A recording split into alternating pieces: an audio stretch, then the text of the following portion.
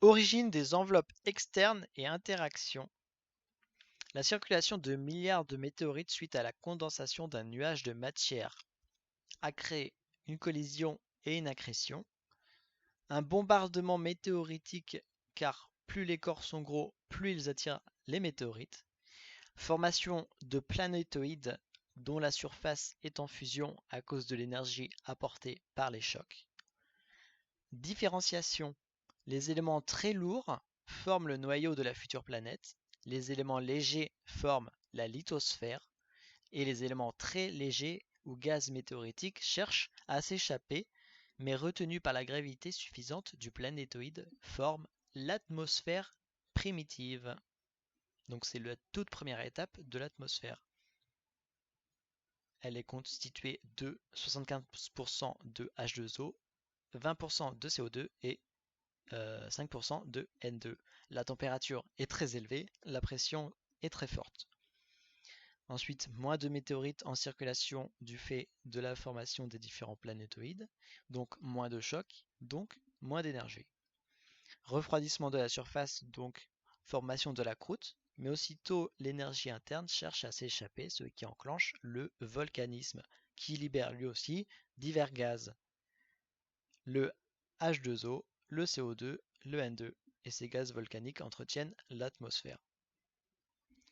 Ensuite, le refroidissement, donc descente des nuages, qui étaient à 500 km d'altitude.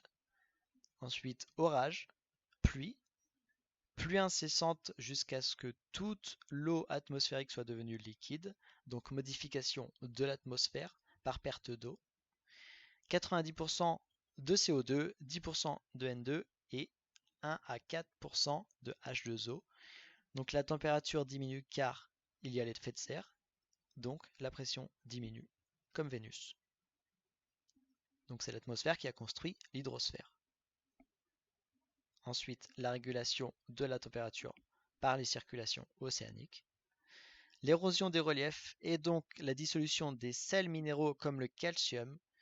La précipitation du carbonate de calcium, donc la modification de l'atmosphère. L'hydrosphère capture les CO2.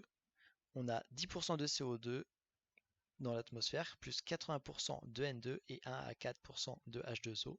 La température continue de diminuer et la pression diminue aussi.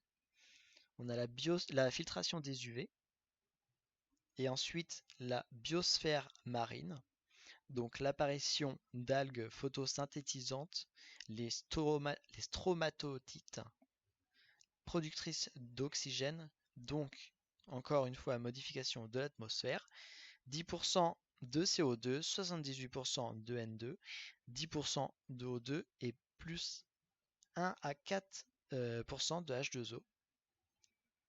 Apparition de coraux et coquillages qui accentuent la précipitation du carbonate de calcium, donc modification de l'atmosphère à l'atmosphère actuelle.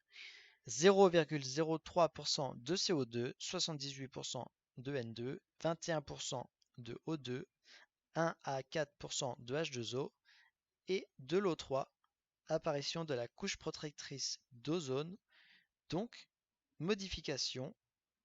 C'est l'atmosphère qui a permis la vie sur Terre grâce à la biosphère terrestre.